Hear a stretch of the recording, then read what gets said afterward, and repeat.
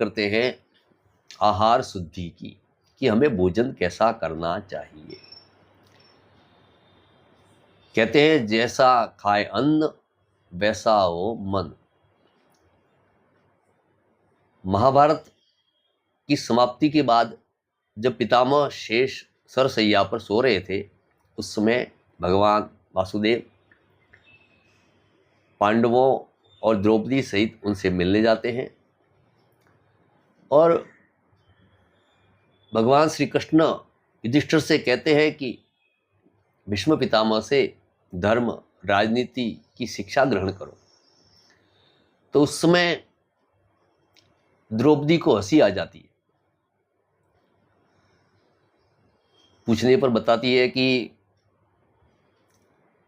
उस समय धर्म कहाँ गया था जब मेरा चीरहरण हो रहा था। तो पितामह कहते हैं कि बेटी, उस समय मेरे शरीर में दुर्योधन का अन्न था और अब वह उस अन्न से बना हुआ रक्त सब बह गया है। अर्जुन के बाणों से वह दूषित रक्त मेरे शरीर में अब नहीं रहा है, तो अब मैं शुद्ध हो गया हूं और धर्म की व्याख्या कर सकता हूं। अर्थात हमारा अन्न कैसा है, हम कैसा भोजन करते हैं, उस भोजन पे आपका चित्त, आपका मन, आपकी बुद्धि निर्भर करती है। इसलिए हमेशा शुद्ध सात्विक भोजन ही करना चाहिए।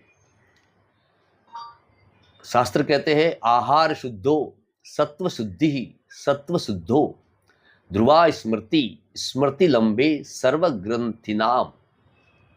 ये छांदोग्य उपनिषद का श्लोक है। इसका अर्थ यह है कि आहार शुद्धो सत्व शुद्धि, अर्थात शुद्ध और सात्विक आहार लेने से अंतःकरण यानी मन की शुद्धि होती है।